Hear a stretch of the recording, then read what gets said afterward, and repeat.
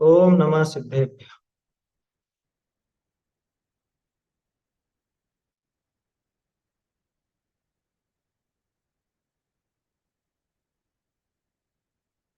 नमः श्रीवर्धमानाय भूतकलिलात्मने सालोकानां त्रिलोकानां यद्विद्यादर्पणायते।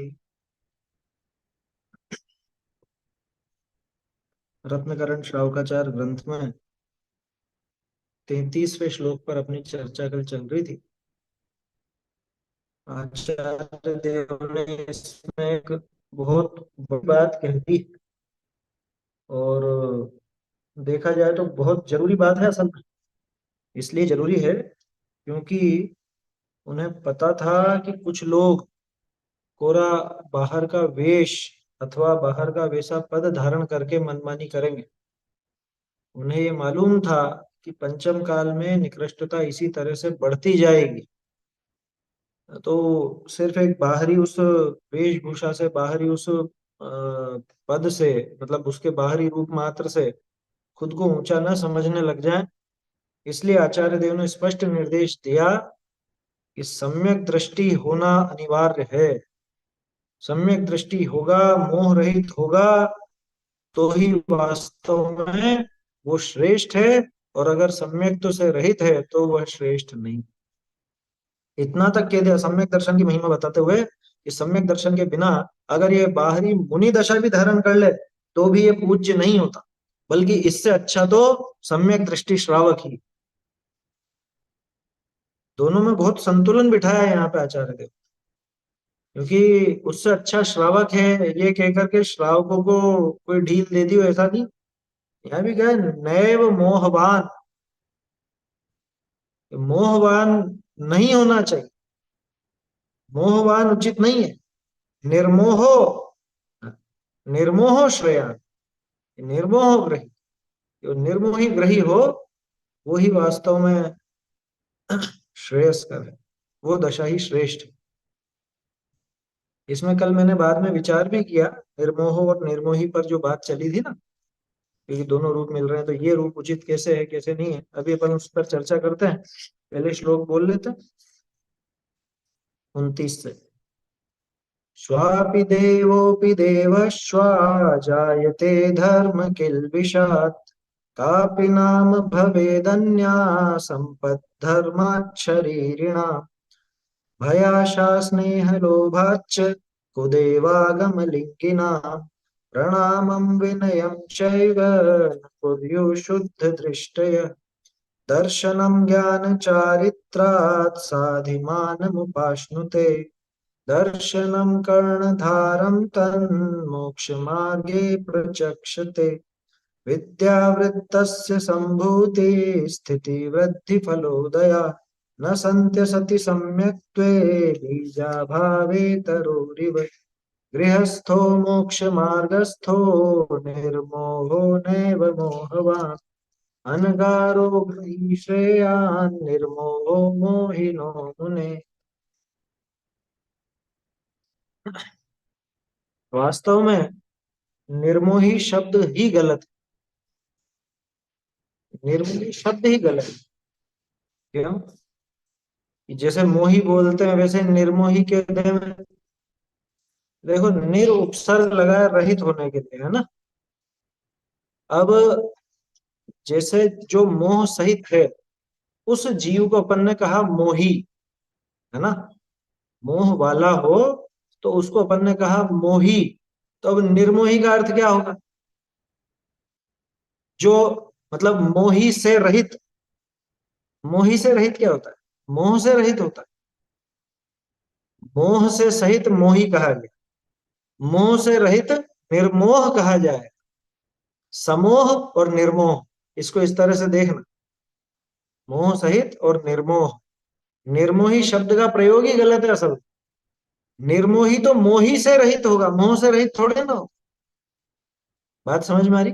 थोड़ा बहुत अगर आपको व्याकरण का अभ्यास होगा तो मेरी बात समझ में आ जाएगी। निर्मोही यानी कि मोही से रहित, ना कि मोह से रहित। क्योंकि मोह से रहित तो अपने आप निर्मोह में हो जाता है। तो इसलिए वो निर्मोह ही उचित है, वहां पे निर्मोही उचित नहीं। ये सुधार जरूरी है इसका, ये सर व्याकरणात्मक ऐसा भी, सुधार है। सर सर ऐसा भी तो होता है, जैसे जो ही, वो जो ही लगाए मोही, तो वो जिसमें मोह विद्यमान है वो मोही हुआ, इसलिए वो निर्मोही हाँ, होगा। ऐसा भी हो सकता है ना? नहीं, ऐसा नहीं बनेगा। जिसमें मोह विद्यमान है वो मोही, जिसमें मोह विद्यमान नहीं है वो निर्मोह। भाई मोही किसको कहा आपने? उस जीव को कहा ना। मोही माने वो जीव, हम्म। ठीक है ना। अब आप कह रहे हो हम्म। निर्मोही, तो दो दो चीजें लगाओगे, उपसर्ग भी लगाओगे और प्रत्यय भी लगाओगे, दोनों अलग जगह ले जाएंगे आप। भाई मोही में जो ई अपन ने जोड़ा, मोही बनाया उसको, वो मोह सहित होने की वजह से कहा। वास्तव में मोह सहित का अर्थ है समोह। मोह सहित के लिए शब्द आएगा समोह, उसका विपरीत आएगा निर्मोह, जो यहाँ पर उचित है। और ये पुरानी और भी पुस्तकें निर्मोही देख शब्द, करके हैं। निर्मोही शब्द भी तो अपने वाच्य को बताएगा ही सर। तो वो वाच्य नहीं, गलत थोड़ी निर्मोही है, हम शब्द जो गलत है। लोक में समझ। अरे व्याकरण के हिसाब से गलत है वो शब्द। इसको ऐसे समझो, जैसे रोग वाले को क्या कहते हैं अपन? रोगी, है ना। रोगी। रोगी कहा जाता है। और रोग नहीं हो उसको क्या कहेंगे? निरोग। निरोगी। नहीं, निरोगी नहीं कहते, निरोगी गलत प्रयोग, निरोगी गलत प्रयोग और है, बोलचाल में समझ। तो ऐसा ही है, और सही समझा जाता है। वो उचित नहीं है। निरोगी तो रोग रहित हो रोगी रहित हो गया। रोगी रहित वो निरोगी कहलाएगा। नी लगा रहे हो ना, नी लगा रहे हो आप किसके साथ? रोगी के साथ। तो रोगी रहित निरोगी, रोग रहित तो निरोग रहेगा। इसको इस तरह से समझना। रोग रहित जो जीव है वो निरोग कहलाएगा। रोगी रहित जो अस्पताल है वो निरोगी अस्पताल है, समझ में। ये रोगियों से रहित हो गया, कि हमारा प्रदेश निरोगी हो गया, यानी रोगियों से रहित हो गया। वो व्यक्ति निरोगी नहीं है, व्यक्ति तो निरोग कहलाए। खैर, ये भाषा संबंधी बात है, इस पर ज्यादा समय खर्च नहीं करना अपने को। हाँ? रागी रहित, रागी रहित थोड़ी ना होता। हाँ, जैसे बोल चाल में अपन वीतरागी बोल देते हैं, लेकिन सही प्रयोग वीतराग है, राग रहित। वीतरागी अपन बोल देते हैं, लेकिन व्याकरणात्मक दृष्टि से देखा जाए तो वीतराग शब्द सही। अब वो प्रचलन में आ गया इसलिए चल रहा है। और निर्मोही के साथ भी यही झगड़ा, तो प्रचलन में आ गया ना, तो अपने को ऐसा लगता है निर्मोही सही है, निर्मोहो गलत है, जबकि उचित यहाँ पे निर्मोहो। यहाँ अपन ने और प्रतियां भी देखी, और कई सदाशिव जी की भजनों में, प्रति में भी। कई भजनों में है? वीतरागी शब्द आया तो है, कई भजनों में हाँ, वीतरागी शब्द भी तो आएगा यूज ना। किया हुआ है। मैं कह तो रहा हूँ चलन में आ वीतरागी। गया वो। मैं यही कह रहा हूँ आपसे, वो चलन में आ गया, वो व्याकरणात्मक दृष्टि से उचित नहीं है। आचार्य समंतभद्र ने क्या लिखा, निर्मोह ओ या निर्मोही? निर्मोहो। समंतभद्र स्वामी ने तो क्या लिखा था वो तो उस प्रति में जाने कहा है। अपने पास तो सदाशिव जी की प्रति मौजूद है, उसके अंदर निर्मोह लिखा है ना। और भी पुरानी भी देखी अपन ने, तो उसमें भी निर्मोह ही मिला। जो बड़े बड़े विद्वानों ने पहले प्रकाशन किया था उसमें निर्मोह ही मिलता है। अन्य जगह का प्रकाशन देखोगे तो निर्मोह है, वो निर्मोही नहीं है। और इतना सीधा सा तर्क है, ऊपर इसी के जस्ट ऊपर देखो आप, ऊपर की लाइन में, इसी के ऊपर वाली लाइन देख लीजिए, इसी शब्द के ऊपर का शब्द देख लीजिए। निर्मोहो नैव मोहवान, तो नीचे निर्मोही क्यों करेंगे? निर्मोहो मोहिनो मुने। आया समझ? ऐसा यहाँ समझना चाहिए। खैर, ये चर्चा कोई अपनी धर्म चर्चा तो नहीं थी, लेकिन शब्दों का भी थोड़ा अपने को, आचार्यों के शब्दों का थोड़ा ज्ञान होना चाहिए। इस वजह से वो बात अपन ने की। उस बात में ज्यादा दम है नहीं।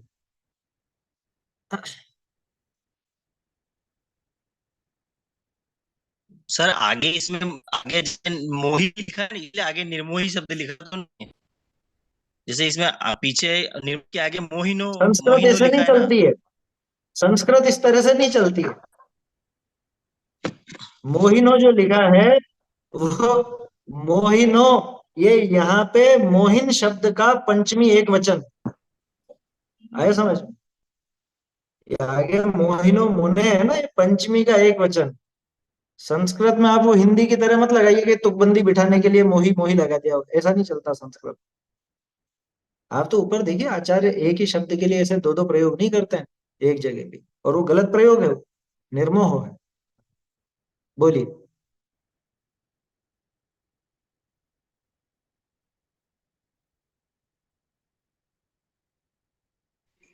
मोह कहाँ से है? ये ढूंढारी में निर्मोह ये दोनों जगह। हाँ, वो देखा ना कल भी अपन ने, निर्मोह ही दिया हुआ है, हाँ, ये यहाँ गलत छपा हुआ है। ढूंढारी में निर्मोह। वहाँ निर्मोह है, हस्तलिखित में भी निर्मोह है, और पहले की जो छपी हुई है उनमें भी निर्मोह है। वो उचित है, वो निर्मोही का प्रयोग यहाँ गलत हो गया। एकदम से नई बात लगती है तो अपने को एकदम से हजम नहीं होती, लेकिन अपने को उसका वो गणित समझना चाहिए, व्याकरणात्मक दृष्टि से वो उचित नहीं है। चलिए विषय पर आते हैं अपन तो वापस से, क्योंकि मूल बात ये नहीं है। मूल बात तो ये है कि भाई कितना भी ऊंचा पद धारण कर ले वे, लेकिन अगर सम्यक दर्शन नहीं है, सम्यक दर्शन से रहित है, तो वो श्रेष्ठ नहीं। और सम्यक दृष्टि गृहस्थ भी हो तो वो उस मिथ्यात्व सहित साधु से, मिथ्यात्व सहित मुनि वेशधारी से श्रेष्ठ। जैसे फटे दूध से वो खट्टी छाछ अच्छी, क्योंकि वो हमको बीमार नहीं करेगी, उससे तो हमारी भूख मिटा लेंगे हम रोटी वोटी चूर करके, ठीक है ना। लेकिन ये जो फटा हुआ दूध है, ये खराब हो गया। अब ये अगर इसका सेवन किया जाएगा तो निश्चित रूप से अस्पताल पहुंचने को। बोलिए। सर कल जो टोडरमल जी के जो मोक्ष मार्ग प्रकाशक वाली जो बात चली थी कि जिसको 28 मूल गुणों का निरतिचार पालन करने वाले साधु को, मतलब वो ऐसा तटस्थ होता है जो पालन करता है, उसको स्वयं को पता नहीं चलता है कि उसकी भूल कहाँ रह गई है। वो केवली गम्य है, वो केवली के ज्ञान गम्य है ना। तो आम आम संसारी को उसका कैसे पता, आम सम्यक दृष्टि को उसको कैसे पता चल सकता है, चौथे गुण स्थान वर्ती को पता चलना मुश्किल है। भावलिंग का पता चलना आवाज मुश्किल है, भावलिंग का मुश्किल है, द्रव्यलिंग का थोड़ा मुश्किल बताया है। आप किस कहाँ पे ले जा रहे हो इस बात को?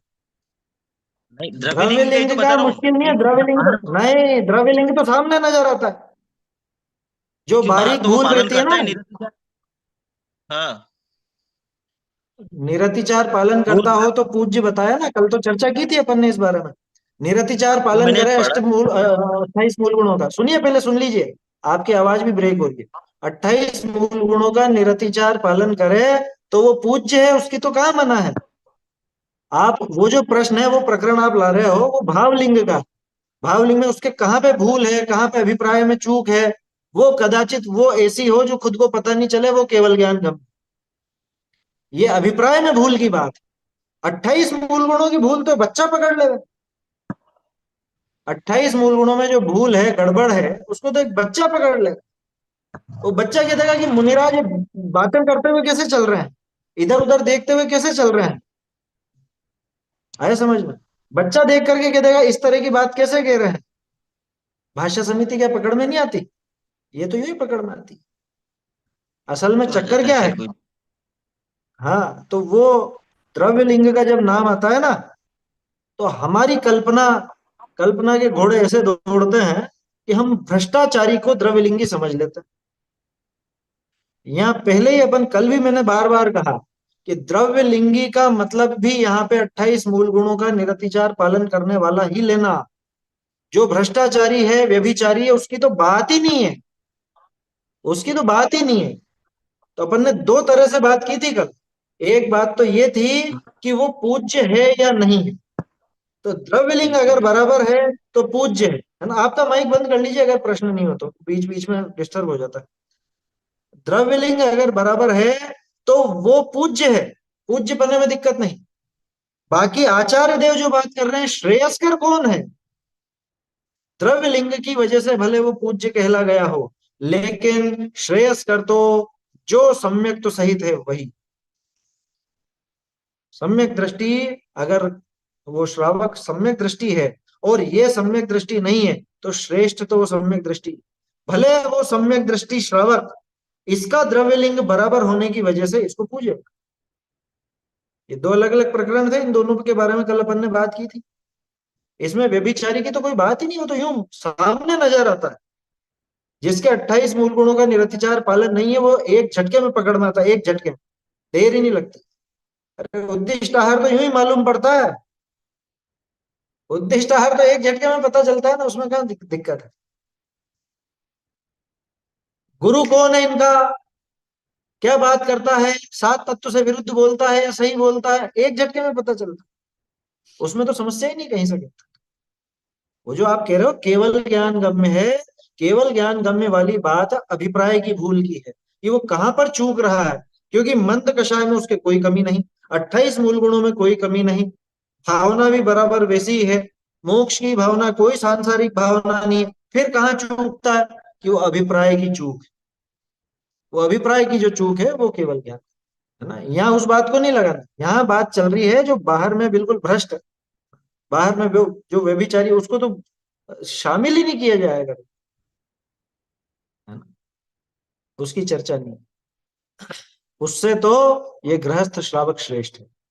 किससे, भ्रष्टाचारी से तो है ही, बल्कि आगे की बात, वो जो पूज्य हुआ द्रव्यलिंग की वजह से, द्रव्यलिंग की वजह से जो पूजा जा रहा है, उससे भी ये सम्यक दृष्टि, चाहे ये खुद उसको पूज रहा हो लेकिन उससे आगे है, उससे श्रेष्ठ। आचार्य देव ये कहना चाहते। दो अलग अलग बातें ध्यान रखना, दो अलग प्रकरण है। पूज्य पने की बात अलग, पूज्य पना तो द्रव्यलिंग से होगा, ठीक है ना, क्योंकि पूज्य पना व्यवहार का विषय है, उसमें व्यवहार की ही बात लगे। आचार्य देव वो बात नहीं कर रहे हैं कि वो पूज्य है या नहीं, आचार्य देव बात कर रहे हैं कि श्रेष्ठ कौन। आचार्य देव कह रहे हैं कि वो गृहस्थ अगर सम्यक दृष्टि है और ये मुनि अगर मिथ्या दृष्टि है, मोही है, तो उससे श्रेष्ठ है, ये गृहस्थ उससे श्रेष्ठ है। ये बात आचार्य देव ने बताया। और देखो सदाशुभ जी ने भी कमी नहीं रखी, उन्होंने भी दर्शन पाहुड़ की गाथाएं भर दी यहाँ पे कि आओ तुम तो भिड़ लो, तुमको जैसे भी तुमको सुहाए वैसे समझ लो। असल में विषय क्या है, ये थोड़ा ज्वलंत है, और इसमें दिमाग बिल्कुल खुला रख करके अपने को समझना पड़ेगा। हम हमारी कमियों को या हमारी श्रद्धा में जो ढीलापन है उसको जस्टिफाई करने के लिए, उसको उचित ठहराने के लिए ये मानने को तैयार नहीं होते हैं कि श्रावक को ऊंचा कैसे कहते। हम वो स्वीकार नहीं करना चाहते, क्योंकि हमारी भी दृष्टि वो बाहर की उस वेशभूषा पर ही, बाहर के उस वेश पर, अथवा लोक लाज आदि पर है। तो लोक लाज की बात भी आ जाएगी अभी इसमें। आगे गाथाएं हैं, है ना, और पहले इन्होंने गाथाएं दी हैं और उसके बाद अर्थ दिया है। तो गाथाएं अपन पढ़ते हैं। गाथाओं में संशोधन बहुत बहुत ज्यादा मिसप्रिंट है इसके अंदर, बहुत ज्यादा। तो मैं आपको वो बता दूंगा, वो आप नोट कर लीजिएगा। गाथाएं पढ़ते हो, गाथाओं के साथ ही उनका अर्थ भी अपन देख लेंगे, फिर बाद में रीडिंग लगा लेंगे पीछे जो दिया। ऐसा भी आया है ना कि सामायिक के समय जो श्रावक है वो मुनि हाँ, तुल्य बताया। इसी में आएगा, इसी में आएगा, रत्नकरण जी में ही है वो बात। इस सामायिक के समय वो मुनि के समान है वो, क्योंकि उस समय उसके सारे नियम हो जाते हैं। इसमें इतना तक आएगा कि वो जैसे देश व्रत की बात आएगी, है ना, दिग्व्रत देश व्रत की बात आएगी कि इसके बाहर तो उसके अणुव्रत महाव्रत, इसने जो सीमा निर्धारित की है, इस सीमा के बाहर इसके अणुव्रत महाव्रत पने को प्राप्त होते हैं। ऐसा श्लोक आएगा इस रत्नकरण जी में। पुरुषार्थ सामायिक में में भी तो है ऐसा। हाँ, पुरुषार्थ सिद्धि उपाय में भी आएगा, वो तो एक ही चीज है, श्राव का चार है ना, दोनों श्राव का चार के ग्रंथ है, तो वो बातें तो आएंगी आएंगी। देखो दर्शन पहाड़ में श्री कुंद कुंद स्वामी ने भी यही कहा है। क्या क्या कहा है देखो, तीसरी, चौथी, पांचवी, आठवीं, 10वीं, 12वीं, 13वीं, 17वीं, 18वीं, 22वीं और फिर 27वीं। और ऐसा मत समझना यही गाथा है। अब वो क्या पूरा ही लिख देते क्या, पूरी 35 गाथाएं तो नहीं लिखते वो, उन्होंने लिख सके जितनी लिख दी। तो पूरी, अरे और पूरा ही अष्टपहाड़, अष्टपहाड़ सम्यक दर्शन की मुख्यता से, सम्यक दर्शन को प्रमोट करने वाला और शिथिलाचार का जबरदस्त खंडन करने वाला। देखा आप लोगों ने? देखा लिंग पाहुड़? देखा? पहले भी मैंने कहा था लिंग पाहुड़ देखिए एक बार। जिनके दिमाग में थोड़ा एक सॉफ्ट कॉर्नर होता है ना, लेकिन ये जैसे भी हैं तो अपने ही, जैसे भी हैं तो अपने ही। थोड़ा अपने को रखना चाहिए, देखो दूसरे लोग क्या कहेंगे और जने क्या कहेंगे। एक वो थोड़ा सा मन में एक उनके प्रति एक कोमल परिणाम सा रहता है। लिंग पाहुड़ पढ़िए, 22 गाथा, ज्यादा नहीं, मालूम पड़ जाएगा 2000 साल पहले कुंद कुंदाचार्य देव क्या कह गए। आया समझ में? अरे इतनी दृढ़ता चाहिए, इतनी दृढ़ता के बिना कैसे सच्चे देव शास्त्र गुरु का श्रद्धान होगा। जिसको सच्चे देव शास्त्र गुरु के श्रद्धान में ढीलापन है, शिथिलता है, वो कैसे निशंकित रह करके असली सम्यक्त को पाएगा? क्योंकि देव शास्त्र गुरु का श्रद्धान हो तो व्यवहार से सम्यक्त कहा है। जो व्यवहार में इतना कमजोर है, वो उस असली सम्यक दर्शन को कैसे पालेगा बताओ? उसके मन में कचास कितनी है। तो ऐसा मन इकट्ठा करके बैठना पड़ता है समझ में? क्योंकि हमारी अनादिकालीन सारी मान्यताएं तोड़ी जाएंगी यहाँ पे। शरीर की चीर फाड़ तो सब सहन कर लेते हैं, है समझ में? बिना बेहोश किए भी शरीर की चीर फाड़ सहन करने वाले लोग देखे हैं। लेकिन ये अंदर जो भावों की चीर फाड़ आचार्य देव करते हैं, ये सहन नहीं होती अच्छे अच्छों से। मेरी जो मान्यताएं बनी हुई हैं बचपन से, अनादिकाल से, उन मान्यताओं को छोड़ने को मैं तैयार नहीं होता हूँ आसानी से। है समझ में? कोई आ जाए उतर के भले, साक्षात आचार्य कुंद कुंद आ जाए, साक्षात महावीर स्वामी आ जाए, तो मानना वो छोड़ने को तैयार नहीं होगा। इसलिए बहुत जरूरी है ना, इतना पक्का करके बैठना कि अरे सिर उतारना पड़े तो सिर उतार दो। सिर उतारना समझिए। प्रभु प्रभु नो मार्ग छे शूरानो, कायर ने नहीं काम, कायर नो नहीं काम। और क्या है उसमें, पहले मुंह के मस्तक अपनो, फिर लीजिए प्रभु नो नाम। ये पहले मस्तक चढ़ावे और उसके बाद नाम लेना, तो शूरवीरों का काम है। यहाँ शिथिलाचार्यों का काम नहीं, शिथिल मान्यताओं वालों का काम नहीं। दृढ़ता चाहिए भैया, बहुत दृढ़ता चाहिए। चलिए गाथाएं देखते हैं। दंसण भट्ठा भट्ठा, दंसण भट्टः सणत्थिणिर्वाणम्,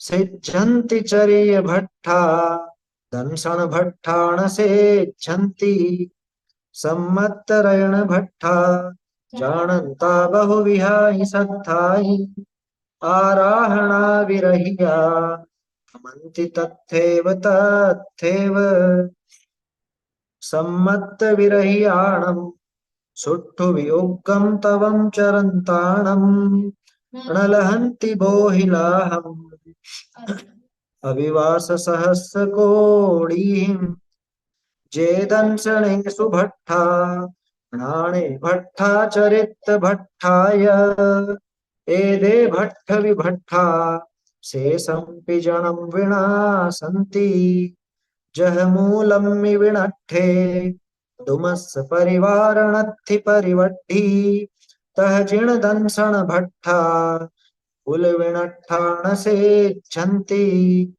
जे दंसणेषु भट्टा, पाये पाडन्ति दंसण धराणम्, ते होन्ति लल्लमुवा, बोहि पुणदुल्लहा तेसिम्, जे विपडन्ति यतेसिम्, जानन्ता लज्जगारव भयेन, तेसिं पिणत्थि बोहि, पावम् अणुमोयमाणाणम्,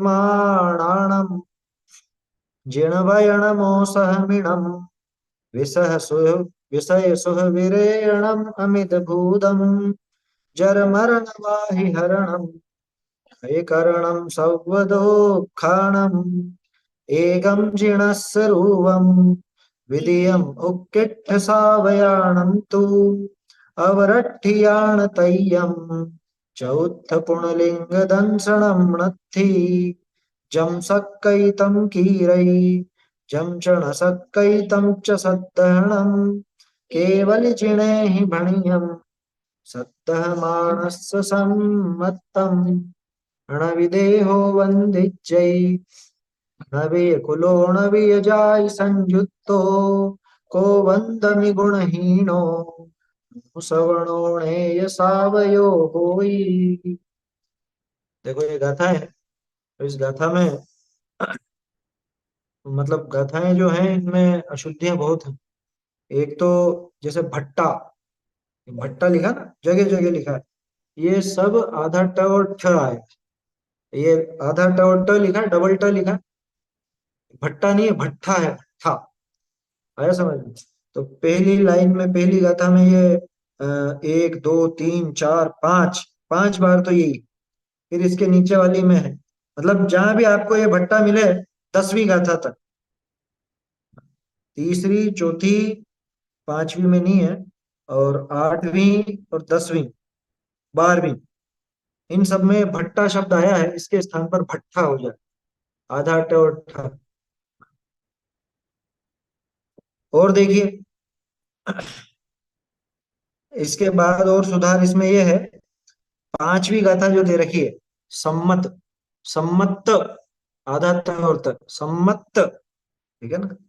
इसके बाद 8वीं गाथा में तो भट्ठा वाले ही है, और जहां पे भट्ट, एक भट्ट भी है, इसमें भट्ट की जगह भट्ट हो जाएगा। फिर इसके बाद आपके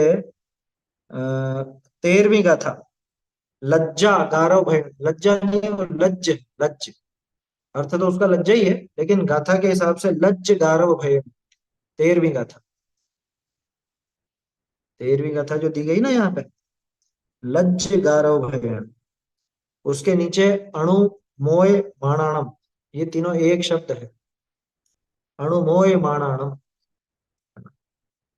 इसके बाद 17वीं गाथा जो दी है, जिण वयण मोसह मिणम, ये पूरा एक शब्द है, अलग अलग लिखा है, जिण वयण मोसह मिणम, ये तीनों एक मिलकर के एक बनेगा।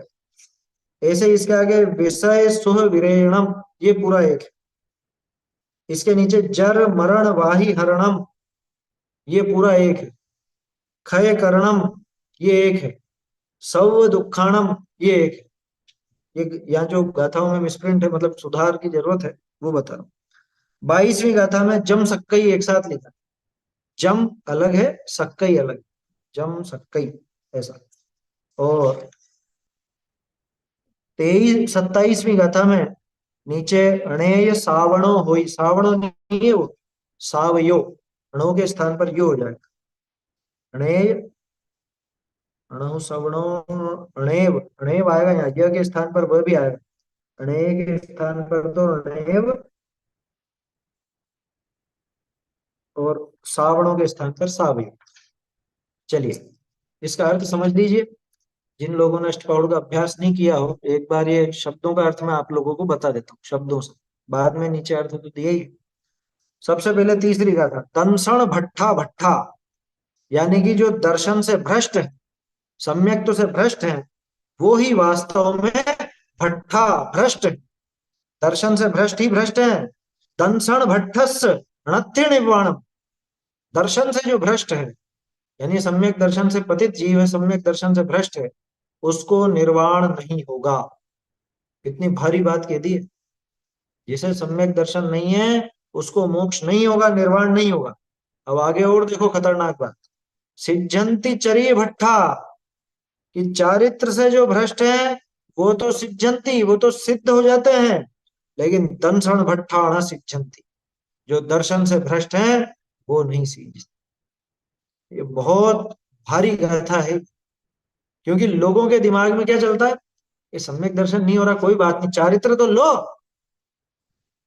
अरे लेकिन सम्यक तो से भ्रष्ट होने वाले को निर्वाण नहीं है, चारित्र से भ्रष्ट होने वाला तो फिर भी निर्वाण चला जाए। अब यहाँ पे एक प्रश्न होता है कि चारित्र से भ्रष्ट को निर्वाण हो जाएगा? ये नहीं होगा, लेकिन वो फिर भी जल्दी सुधर जाएगा, क्योंकि उसका अभिप्राय खोटा नहीं है। आया समझ में? उसका अभिप्राय खोटा नहीं, उसको पता है कि मैं कहाँ गलत हूं, तो वो अपनी गलती को सुधार लेगा, आगे बढ़ जाए। तो चारित्र भ्रष्ट इतना बुरा नहीं कहा गया जितना बुरा दर्शन भ्रष्ट कहा गया। दर्शन भ्रष्ट माने सम्यक दर्शन से रहित, विपरीत मान्यता वाला, है ना, मिथ्या दृष्टि, ऐसे जीव को ज्यादा नीचा बताया गया। अगली गाथा देखिए, चौथी। सम्मत रयण भट्ठा, सम्यक्त रूपी रत्न से जो भ्रष्ट है, जानता बहु विहाई सत्ताई। ये बहु विहाई एक साथ आया। वैसे तो ऊपर भी दंसण भट्ठा, दंसण भट्टस, चरी भट्ठा, दंसण भट्ठा, ये सब भी एक साथ ही आएंगे। लेकिन कितना क्या सुधार लगा, जो शब्द गलत है बस उनको सुधार लीजिए। सम्मत रैण भट्ठा, सम्यक तो रूपी रत्न से जो भ्रष्ट है, यानी जिनके सम्यक दर्शन नहीं है, जानता बहु विहाई सत्ताई। बहु विहाई सत्ताई, बहुत प्रकार के सत्ताई शास्त्रों को जानता, जानते हो तो भी, अनेक शास्त्रों को जानते हो, अनेक शास्त्रों का अभ्यास हो, लेकिन सम्यक तो रत्न से भ्रष्ट हो। आराहणा विरहिया, वो जीव आराधना से रहित है। उस जीव के चारों आराधना में से कोई आराधना नहीं है। आराधना से रहित होने के कारण भमंति तथ्येव तथ्येव, तथ्येव तथ्येव, यानी वहीं वहीं पर, वहीं कहां पर, अरे संसार में जहां भटकता आया है अनादि काल से, वहीं पर ये लगातार भमंती, भटकता रहता। कौन? बहुत शास्त्रों का अभ्यासी है लेकिन सम्यक दर्शन से भ्रष्ट।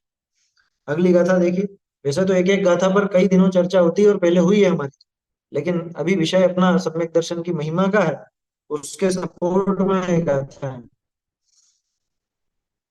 पांचवी देखिए। सम्मत रही आणम, अभी ज्ञान की बात करी थी कि ज्ञान तो बहुत किया लेकिन सम्यक तो से रहित है, तो वो भटकेगा।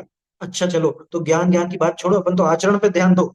तो उसके लिए भी कह रहे हैं, सम्मत विरही आणम, जो सम्यक तो से रहित है, सुट्ठु भी उगम तवम चरंताणम। सुट्ठु, सुट्ठु यानी सही, जैसा शास्त्रों में बताया गया है सच्चा, ऐसा, ऐसा उगम तवम, उग्र तप, ऐसा उग्र तप, अन्य मतों जैसा नहीं, जैसा जैन शास्त्रों में बताया वैसा ही, ऐसा उद्गम तवम चरंताणम, ऐसा उग्र तप चरने वाला, आचरण करने वाला भी, लेकिन अगर सम्यक तो से रहित है तो अणलहंति बोहि लाहम, वो बोधि के लाभ को, यानी मोक्ष को, बोधि बोलते हैं रत्नत्रय को, और बोधि का लाभ जिसे हुआ वो तो मोक्ष पाएगा। अणलहंति बोहि लाहम, वो बोधि लाभ को प्राप्त नहीं होता। क्या लिख दिया? अविवास सहस्र कोड़ी, अविवास, सहस्र, हाँ? कि सहस्र वर्षों तक वो उपवास आदि करता हो, सहस्रों वर्षों तक उसने तप किया हो। अविवास सहस्र कोटि हिम, वो जो आप बोलते हो कोटि जन्म तप तपे ज्ञान बिन कर्म झरे, वो यही बात आ गया ना। वास सहस्र, हजारों वर्ष, हजारों वर्ष नहीं, वास सहस्र कोटि, हजारों करोड़ वर्ष, आया समझ में? हजारों करोड़ हो गया ना, सहस्र कोटि, हजार करोड़, हजार करोड़ वास यानी वर्षों तक ऐसा वो तप करता हो। अभी यानी अपी, करता हुआ भी, इतना करता हुआ भी अणलहंति बोहिला, कोटि जन्म तप तपे। उन्होंने तो कम लिखा, इन्होंने तो हजार करोड़ लिखा था यार। उन्होंने करोड़ों जन्म तप तपता रहे, लेकिन ज्ञान के बिना उसको लाभ नहीं है। ज्ञान माने वहां सम्यक दर्शन, ध्यान रखना। तो सम्यक दर्शन के बिना खूब उग्र तप करने वाला भी व्यर्थ, और खूब खूब शास्त्रों का ज्ञान करने वाला भी व्यर्थ। दोनों बातें आ गई चौथी पांचवी। आठवीं देखो।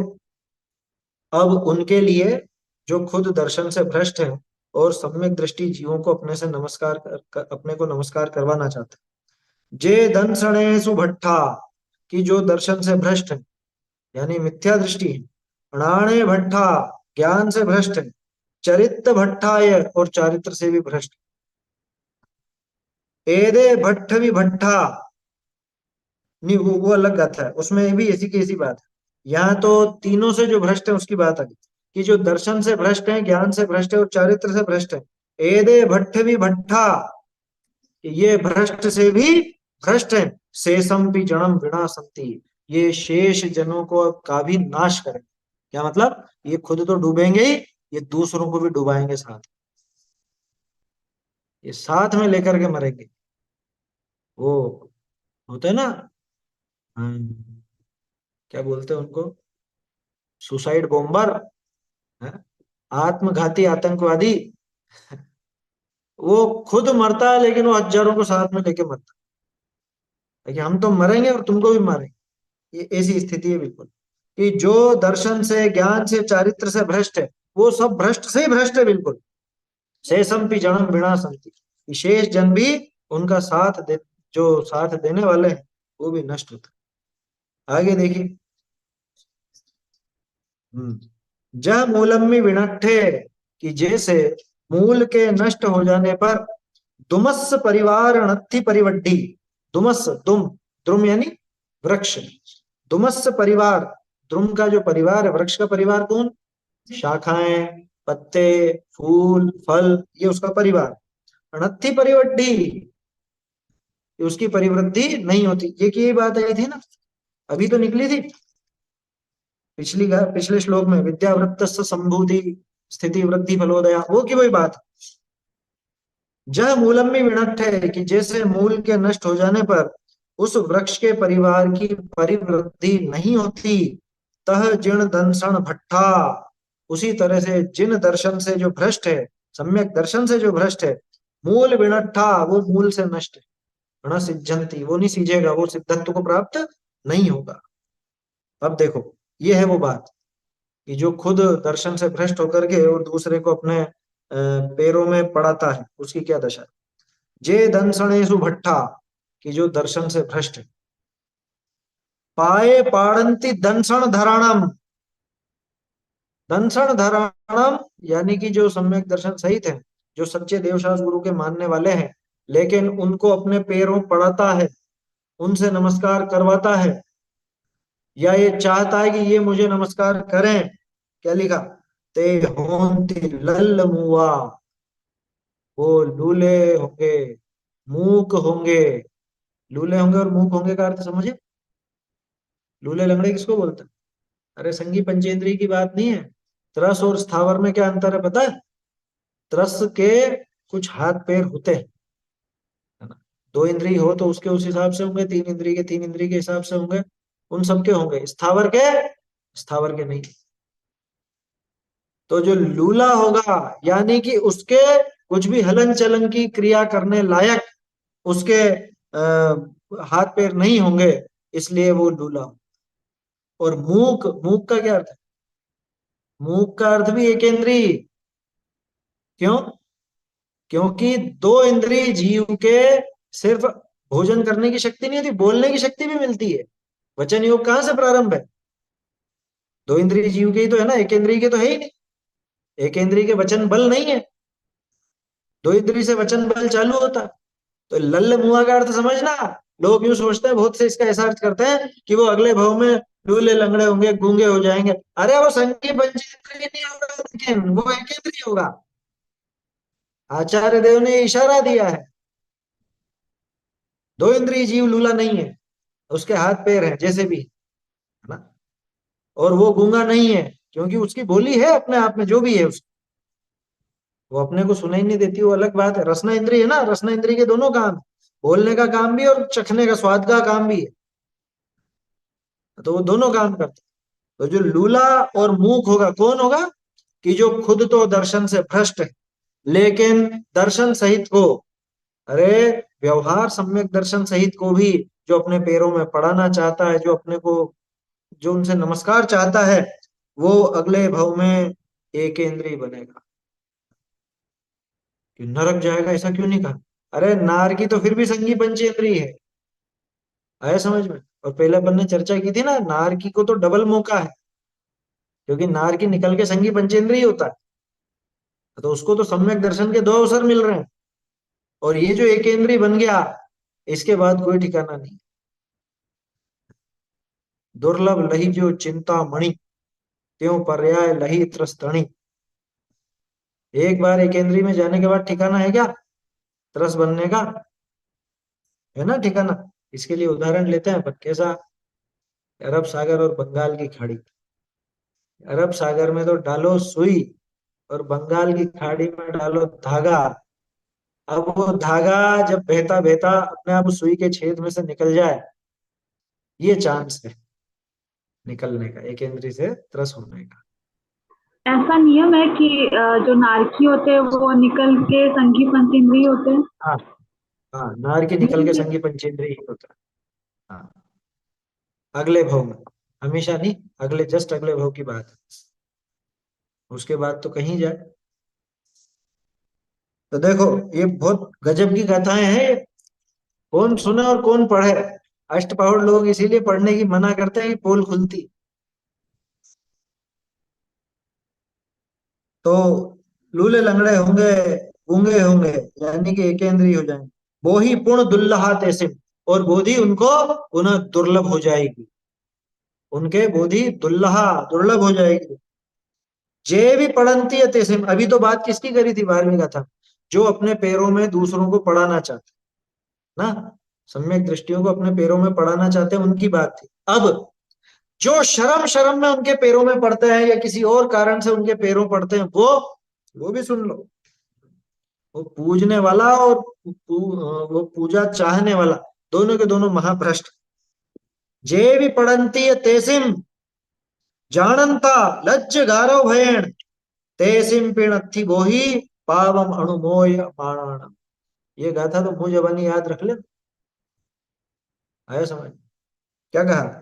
जे भी पढ़ंती है तेसिम, और जो उनके पैरों में पड़ते हैं, जानंता जानते हुए, क्या जानते हुए? कि ये मुनि का स्वरूप नहीं है, ऐसा जानते हुए भी, लज्ज गारव भयण, तीन कारण बताए। लज्जा से, लोक लाज से, अरे लोग क्या कहेंगे, इतने लोगों के बीच में फिर अपने को भी करना पड़ता है, नहीं तो अच्छा नहीं लगता, दूसरे लोग ऐसी दृष्टि से देखते हैं और पता नहीं क्या क्या कहते हैं, कैसी बातें करते हैं, हैं? समाज से अपने को ऐसा नहीं कर देवे, वैसा नहीं कर देवे, तरह तरह की लोक लाज और वो भय। समझ में आ रही है बात? तो जो उस लोक लाज से या गौरव से, कह रहे हमको तो, हम बड़े हैं, समाज में हमारी इज्जत है, तो हम तो सबको ही नमस्कार करना चाहिए हमको। अगर हम इनके, मतलब इनको नमस्कार नहीं करेंगे तो लोग सोचेंगे कि इसको घमंड है, या ऐसा है वैसा है, तरह तरह की बात। और भय, किसी बात का भय कि हमारा बिगाड़ कर देगा, या कोई और हमारा बिगाड़ कर देगा। तो मिलती जुलती बातें हैं असल में। लज्जा, गारव, भय। जो लाज, गारव और भयवश पूजते दृग भ्रष्ट को, की पाप की अनुमोदना ना बोधि उनको प्राप्त। इसी गाथा का अनुवाद। तेसिम नत्थी बोही, उनके भी बोधि नहीं है। क्यों? पावम अणुमोय माणाणम, कि हमने क्या गलती करी? अरे तुमने पाप की अनुमोदना की, तुमने उस पापी की अनुमोदना की, तुमने उसका साथ दिया, इसलिए तुमको भी बोधि की प्राप्ति नहीं हुई। कि हम थोड़े भ्रष्ट हुए, अरे लेकिन तुमने भ्रष्टों का साथ दिया। आया समझ में? कि हमने थोड़ा बम फोड़ा, लेकिन तुमने उस बम फोड़ने वाले को छुपने की जगह दी, तुमने उस बम फोड़ने वाले को भोजन कराया, उसकी सहायता करी, तुमको भी पुलिस पकड़ करके लेके जाए। ऐसा ही होता है ना लोक में, कि हमने थोड़ा आतंकवाद फैलाया, अरे तूने सहायता की, लेकिन उस, वो बात है। कि पाप की अनुमोदना ना बोधि उनको प्राप्त। ये दोनों गाथाएं गजब की, 12वीं और 13वीं। 12वीं उनके लिए जो अपने पैरों में ऐसे सम्यक दृष्टियों को पढ़ाना चाहते हैं, या व्यवहार सम्यक के धारियों को भी अपने पैरों में पढ़ाना चाहते हैं। और 13वीं गाथा उनके लिए कि जो शर्मा शर्मी में ही ऐसे कुगुरुओं के पैरों पड़ते हैं। बोलिए।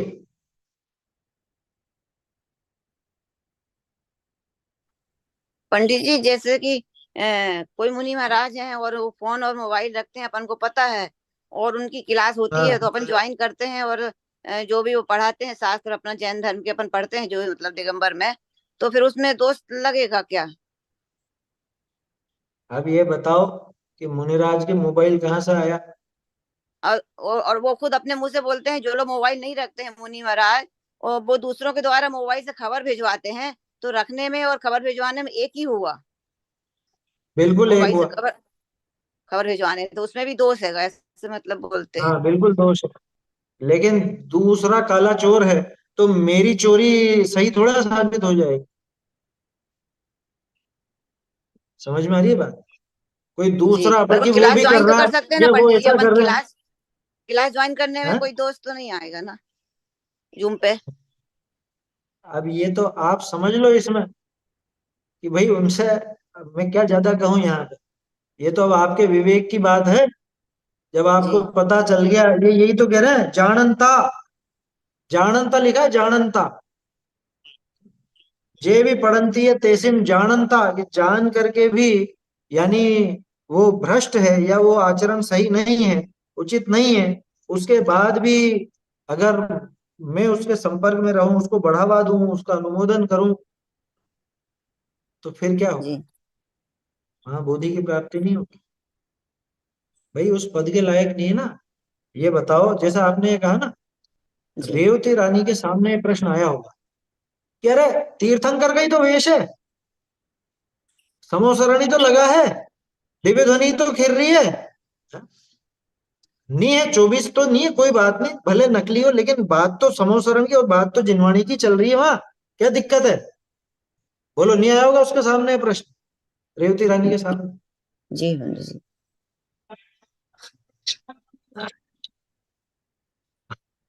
वो वो गाड़ी चलाने वाला जो ड्राइवर है, उस ड्राइवर का हमको पता है कि ये शराब पी रखी है इसने, और जा तो वहीं रहा है, लेकिन ये जहां हमको जाना, क्या, जा तो वहीं रहा है जहां हमको जाना है, लेकिन ये पी के बैठा हुआ है। अब बोलो क्या करो?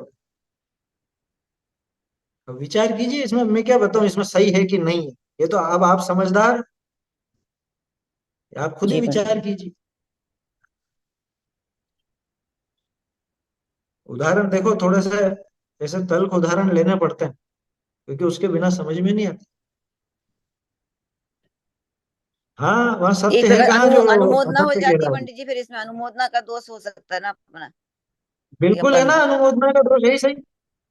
अरे अभी आप सब लोग जो इस कक्षा में जुड़े हो, तो आप इस ग्रंथ की अथवा मेरी अनुमोदना कर ही रहे।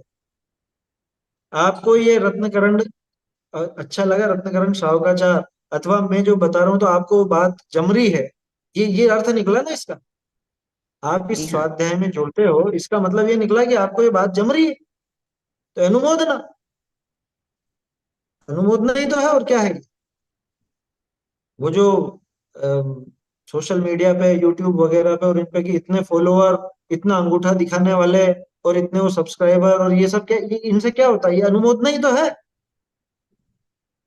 अरे आप इंटरनेट पर कुछ एक चीज भी देखते हो ना, तो उसका वो, उसको क्या बोलते हैं, हिट हिट काउंट होता है उसका। इतने हिट्स हैं इसके, मतलब इतने लोगों ने इस वेबसाइट को सर्च किया, इतने लोग इस वेबसाइट पर आते हैं, तो इसका मतलब ये वेबसाइट इतनी प्रचलित है, तो अपने आप फिर वो उसकी उनकी कमाई चालू होती है उससे। ये अनुमोदन ही तो है, और क्या है? बहुत सोच विचार का काम है, ऐसा काम नहीं है कि अपन ढीले में कि हाँ ठीक है, इससे क्या हो गया, क्या फर्क पड़ गया। क्या फर्क पड़ गया नहीं है, तो आचार्य देव कह रहे हैं पूरा काम ही लुट गया ये, पूरा पूरा इसका क्या कहें, सारा खजाना लुट गया, क्योंकि श्रद्धा लुटी सो सब लुटा। जब सम्यक दर्शन की इतनी महिमा गा रहे हैं, तो सम्यक दर्शन के अभाव का कितना नुकसान होगा, ये तो सोचो। कि लेकिन हमको तो है ही नहीं, अरे है नहीं तो होगा नहीं फिर, जिसके नहीं है वो प्रकट नहीं कर पाए। इसलिए बहुत सावधानी की जरूरत है। ये आया ना समझ में? तेसिम पे नत्थी बोही पापम अनुमोय माणम, की पाप की अनुमोदना, पाप की अनुमोदना करने वाले को बुद्धि क्यों मिलेगी बताओ? रत्नत्रय की प्राप्ति कैसे होगी? कि नहीं, वो तो बिल्कुल सही बोल रहा, बिल्कुल सही। बिल्कुल सही बोलने वाले कितनी हो गए ऐसे, कहाँ पे चकमा पर, देंगे पर मालूम नहीं पढ़ाते सब चलेगा। अपना शास्त्र का है, अच्छा पढ़ा रहे हैं, सब कर रहे हैं, अपन को ज्ञान मिल रहा है, तो मतलब वो भी एक बात हुई। ठीक है, वो आपको जैसा उचित लगे उसमें, है ना। बाकी इसमें ये विचार कर लेना कि भाई जहां ऐसा प्रकरण आएगा, वो उसका खुलासा किस तरह से करे। जहां पे परिग्रहधारी पने का या निष्परिग्रह का प्रकरण आएगा, वहां क्या बोलेंगे उसको? जैसे मैं किसी पाप में लिप्त हूं, जब उस पाप के निषेध की बात आएगी ना, तो मैं वहां ढीला पड़ जाऊं, ये पक्की बात है। उदाहरण के तौर पे, मैं अगर रात्रि भोजन करता हूं, तो जहां रात्रि भोजन के निषेध की चर्चा आएगी, जहां रात्रि भोजन त्याग की बात आएगी, तो मेरे बोल उतनी दृढ़ता से निकल ही नहीं सकते, और मैं वहां कहीं ना कहीं आपको गच्चा दे दूंगा। कि नहीं ये ऐसा चल जाता है, थोड़ा बहुत ये तो चल जाता है रात में, या ये तो होता है, ऐसा करके मैं ढील नहीं दूंगा। अगर मैं खुद पक्का हूं, मैं खुद रात्रि में भोजन का छोड़ो पानी का भी अगर पक्ष नहीं रखता हूं, तो मैं दृढ़ता से पूरी वो बात कैसे, समझ में ही बात।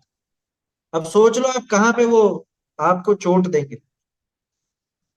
आपको खुद को पता है कि ये परिग्रह ये चीज इनके नहीं होती है, ये इनके काम की नहीं है। अच्छा मुझे एक चीज बताओ, कक्षा है वो तो एक फिक्स समय पर ही रहेगी, तो मुनिराज ऐसे फिक्स कर सकते हैं समय? हैं? मुनिराज का समय फिक्स हो सकता है कभी कि शाम को 7 बजे, चलो शाम को तो नहीं क्योंकि शाम को तो सूर्यास्त हो गया। अभी मुझे पता नहीं वो आप जिनकी बात कर रहे हो वो रात को बोलते हैं कि सुबह बोलते हैं, कब बोलते हैं, क्योंकि मुनिराज तो सूर्योदय से लेकर के सूर्यास्त तक बस, इसके अलावा बोलते नहीं है। दूसरी बात, समय निश्चित नहीं होगा। समय क्यों निश्चित नहीं होगा? क्योंकि उनके तो जब मर्जी पड़े तब वो आत्मलीन होने जाएंगे।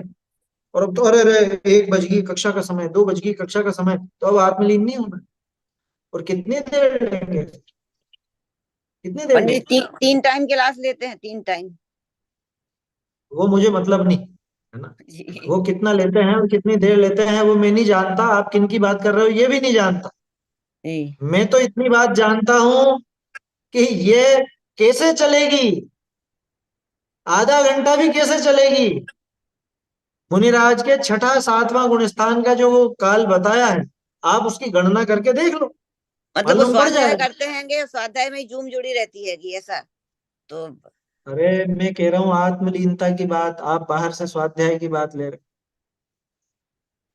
मुनिराज हर अंतर मुहूर्त में आत्मलीन होते हैं, और आत्मलीन होने के लिए कोई ऐसा नहीं होता कि 47 मिनट तक तो बोलते रहे और इधर उधर बातचीत करते रहे और 48वें मिनट के अंदर एक झटके में आत्मलीन हो गए। ऐसा कभी नहीं होता, ऐसा कभी नहीं होता। समय लगता है उसके लिए, तैयारी लगती है पहले। तो कैसे लेंगे लेंगे बताओ? मुझे नहीं पता कौन क्या लेते हैं कि नहीं लेते हैं, ये तो उदाहरण सामने है उस हिसाब से मैं मीमांसा कर रहा हूँ। आया समझ में? और गंभीरता से विचार करो ना, कर्णयोग पढ़ने वाले भी बैठे, छठे सातवां गुणस्थान का कितना समय है लगा करके देख लेना, तो वो कक्षा चलेगी कि नहीं चलेगी, कितनी देर चलेगी मालूम पड़ जाएगा। अरे जिनकी नींद तक 15-20 मिनट की भी नहीं होती, वो कक्षा कैसे आधा आधा 1-1 घंटा ले लेंगे? विचार तो करो।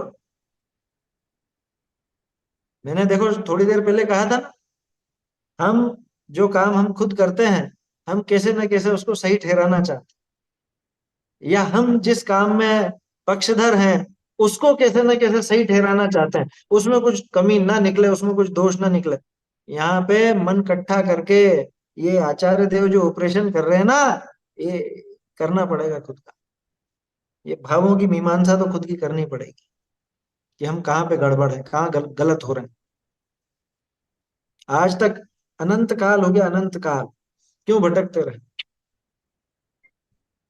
इसीलिए तो भटके ना, ये अपनी जो कमियां थी, जो गलतियां थी, उसको स्वीकार ही नहीं करते। जीवन का अवलंब बनाया उनको तुमने, जिनका अपना खुद कोई अवलंब नहीं, जिनका अपना ही कोई अवलंब नहीं। अरे जिसको खुद को रत्नत्रय नहीं है, क्या रत्नत्रय देगा? समझ में ही बात, कि नी हो तो दूसरों को भी तो नी है, ऐसा प्रश्न आ सकता। कह रहे लेकिन दूसरे ने वो वेश तो धारण नहीं किया, उसमें कलंक तो नहीं लगाया। अंतर समझ में आ रहा? क्या तो दूसरे ने वो वेश धारण करके ऐसा तो नहीं कहा कि मैं सही हूं बिल्कुल, उसने उस वेश की गरिमा तो रखी है ना। और यहाँ तो वो वेश धारण करके और शिथिलाचारी होकर के, और फिर भी उसके बावजूद खुद को सही कहता हो, तो ये तो चोरी और सीना चोरी वाला हिसाब। समझ में आ रही है बात? और ज्यादा तो खुल के क्या कहूं, समझ लीजिए जो कुछ कहा। देखो, जे भी पढ़ंती है तैसे में आ गया ना समझ में, दोनों के लिए बात आ गई। 12वीं और 13वीं का था, जो उन सम्यक दृष्टियों को अपने पैरों में पढ़ाना चाहते हैं वो तो अगले भाव में स्थावर होंगे, और जो लज्जा से, भय से, गारव से उनके पैरों पड़ते हैं, वो खुद भी बोधि को प्राप्त नहीं होंगे। क्यों? क्योंकि उन्होंने पाप की अनुमोदना की। खुद ने तो नहीं किया, लेकिन पाप की अनुमोदना की। उस होते हुए पाप को इन्होंने नजरअंदाज किया कि हाँ ठीक है चलता है, अभी तो चलता है। ये जो चलता है वाला हिसाब है ना, ये इसीलिए ये अनादिकाल से चल रहा है। ये चलता है के कारण ही ये संसार चलता है। ये चलता है की मान्यता ये जीव का नुकसान करने वाली है। देखिए आगे, जिण वयन मोसह मिणम, जिन वचन अमृत औषधि। जिण वयन, जिन वचन रूपी औषध मिणम, ये औषध है। विषय सुख विरेयणम, विषय सुखों से विरेचन कराने वाली। अभी शील पहाड़ में गाथा निकली थी ना, इसलिए अपने उससे मिलान किया था कि वो जिनवाणी का अभ्यास करने पर तो विषयों से विरक्त चित्त होता है। विषय सुख विरेयणम अमित भूतम, अमृत भूत है, अमृत भूत। जर मरण वाही हरणम, जरा मरण रूपी व्याधि का हरण करने वाली। क्षय करणम, क्षय करने वाली किसका? सौ दुखाणम, सारे दुखों का क्षय करने वाली। कौन? ये जिनवाणी माता। ये जिनवाणी के लिए है। जिन वयण मोसह मिणम, ये जिन वचन रूपी ये औषधि, ये विषय सुख का विरेचन करने वाली है। मतलब ये विषयों का वो जो जहर भरा हुआ था, जिसको हम सुख समझ रहे थे, उस जहर का तो विरेचन करवाने वाली है, वमन कराने वाली है, निकलवा देगी है। और जर मरण वाही हरणम, जरा मरण व्याधियों का हरण करने वाली है। और सौ दुखाणम क्षय करणम, सारे दुखों का क्षय करना। ऐसी ये अमृत भूत जिनवाणी माता है भैया। इसका निरंतर अभ्यास करो। और देखो आगे बता रहे हैं, रूप एगम जिणस रूपम। एक तो साक्षात जिनेन्द्र भगवान का रूप है, जिनलिंग है, जो मुनियों का वेश है।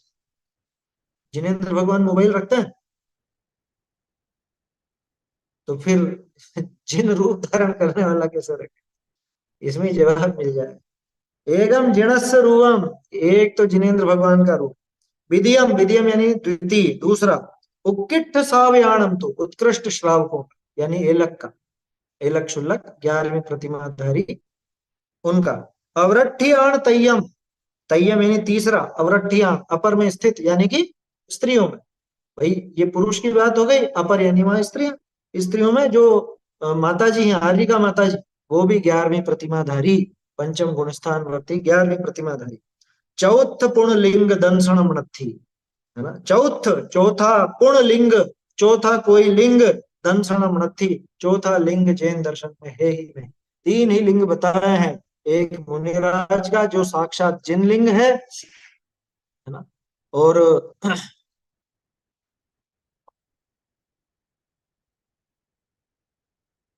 किसकी कह रहे हो आप? वेणम किसकी कह रहे हो? 17 नंबर की गाथा है ना, हाँ। जर मरण वाही हरणम, हम्म। वहां की। अच्छा, हरणम के स्थान पे वेणम लिखा हुआ है। जी, और मूलाचार में तो वेयणम है। मूलाचार की 95 नंबर की गाथा में वेयणम है। वो सेम है क्या इससे? मूलाचार की जन मरण वाही वेयण, नहीं बैठ ही नहीं रहा, लेकिन जर मरण वाही वेयणम तो बनेगा नहीं। चलिए देखेंगे उसको, मूलाचार की गाथा में देखेंगे क्या है, उस हिसाब से देखेंगे। यहाँ तो लेकिन ये तो अपना देखा हुआ है, दर्शन पहाड़ों में तो यही रूप, जर मरण वाही हरणम।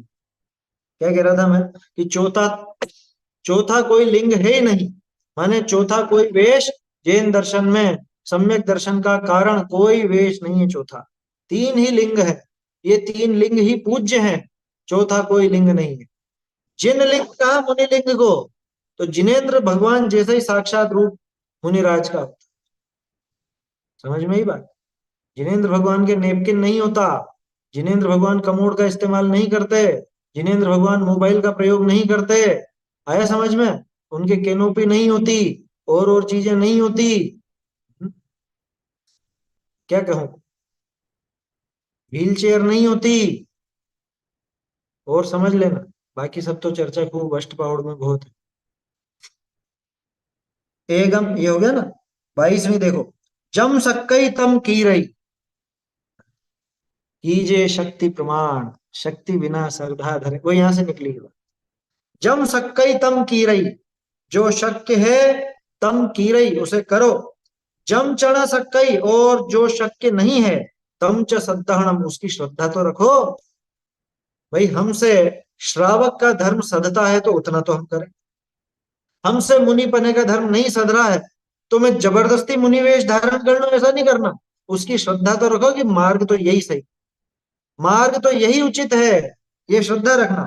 केवली जिणे ही भणियम सद्दह मानस सम्मतम, केवली जिनेन्द्र भगवान ने कहा है सद्दह मानस सम्मतम, श्रद्धा करने वाले के सम्यक दर्शन होता है, भ्रष्ट करने वाले के सम्यक दर्शन नहीं होता। भाई मेरे सामर्थ्य को मैं पहचानूं, सामर्थ्य के अनुसार काम करूं, जो शक्य है वह करूं, और जो अशक्य है उसकी श्रद्धा करूं। कीजिए शक्ति प्रमाण, शक्ति बिना श्रद्धा धरे, ध्यानत श्रद्धावान अजर अमर पद भोग वे, यहीं से निकली ये बात। देवशास गुरु की पूजा में ना ध्यानत राय जी, यहीं से निकली है। पुराने कवि सब पढ़े हुए थे अच्छे। और देखो, अणवि देहो वंदिजई, कोई देह से वंदनीय नहीं होता। अणवीय कुलो, अणवीय जाई संयुक्तो, ना तो कोई कुल से वंदनीय होता है, ना कोई जाति संयुक्त वंदनीय होता है। को वंदनी गुणहीन हो, एक गुणहीन हो उसकी क्या वंदना करना। अब समझ लो कितना कितना कहा है आचार्य ने। जो गुणहीन है मतलब ये मूल गुणों से जो हीन है, मूल गुणों में जो दोष लगाता है, को वंदमी, उसको क्या वंदना करे। अणहु सवणो अणे सावयो हुई, कि वो तो श्रवण छोड़ो श्रावक भी नहीं है। बहुत भारी बात कह दी आखिर। अणहु सवणो अणेव सावयो हुई, कौन, कि वो जो गुणहीन है, जिसने मूल गुणों में दोष लगाया, वो श्रवण तो छोड़ो श्रावक भी नहीं है। अब इससे ये बात मिला लो कि उससे तो वो श्रावक श्रेष्ठ है। क्यों?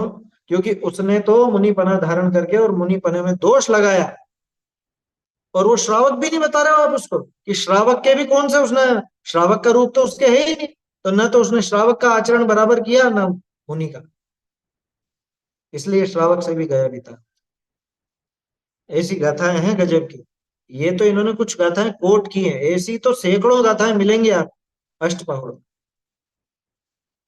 503 गाथाओं में हर चौथी पांचवी गाथा आपको लगभग लगभग ऐसी, गारंटी मेरी। 100 गाथाएं तो निकल जाएंगी शिथिलाचार से विरुद्ध, सम्यक दर्शन की पोषक। चलिए समय हो गया है। इन गाथाओं का जो अर्थ सदाशिव जी ने लिखा है उसकी रीडिंग कल कर लेंगे अपन, फिर ये गाथा भी पूरी हो जाएगी। गृहस्थो मोक्ष मार्गस्थो निर्मोहो नैव मोहवान, अनगारो गृही श्रेयान् निर्मोहो मोहिनो मुने। चैतन्य का स्मरण प्रतिक्षण ही करो रे, भव के अनंत दुख को क्षण में हरो रे। अक्षय अनंत निज सौख्य निधान पाओ, गाओ अरे नित इसी के गीत गाओ। निज निधि निज में बताई यह अनंत उपकार है, इसके लिए जिन वाणी माँ को वंदना शत बार, वंदना शत बार।